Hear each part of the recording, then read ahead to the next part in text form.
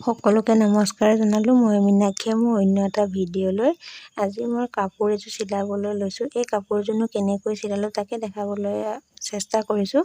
আশা কৰোঁ ভিডিঅ'টো চাই ভাল পাব আৰু আপোনালোকে নিশ্চয় শিকিব পাৰিব। দেখিছেনে পূজাৰ কাৰণে এই কাপোৰযোৰ চিলাইছোঁ মই।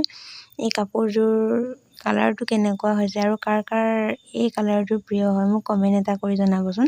যিসকলে নতুনকৈ কাপোৰ চিলাই কৰিম বুলি ভাবিছে তেখেতসকলে এই ভিডিঅ'টো চাব আৰু নিজৰ কাপোৰযোৰ নিজে খুব ধুনীয়াকৈ চিলাই ল'ব পাৰিব।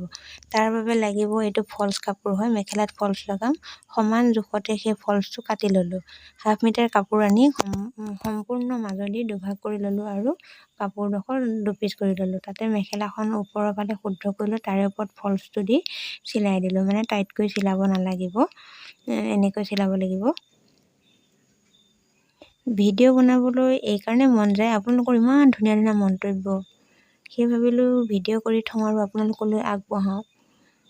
সেয়া দেখিছেনে চিলাই হৈ গ'ল। আৰু ওপৰৰ ফালে কিছুমানে চিলনি মাৰি লয়, মই কিন্তু নলওঁ। হাফ ইঞ্চিমান মটকাই দি আৰু তেনেকৈ চিলাইছোঁ। মানে টানি কেতিয়াও চিলাব নালাগে।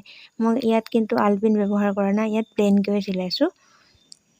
যদি আপোনালোকে এনেকৈ নিচিলায় তেনেহ'লে চিলাবলৈ চেষ্টা কৰিব। এই ভিডিঅ'টো চাব আৰু নে বেলেগকৈ চিলাই মোক এটা কমেণ্ট কৰি জনাব। একেবাৰে সহজ হয়,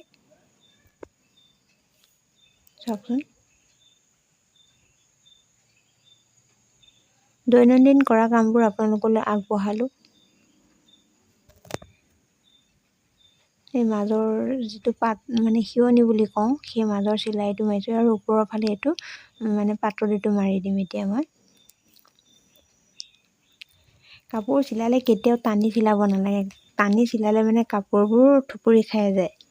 থুপুৰি খাই যোৱাকৈ কেতিয়াও চিলাব নালাগে। একদম নৰ্মেলি পাৰিলৈ সমানকৈ ল'ব, লৈ আৰু সমানে চিলাই দিব। দেখিছেনে মেখেলাখনো হৈ গ'ল।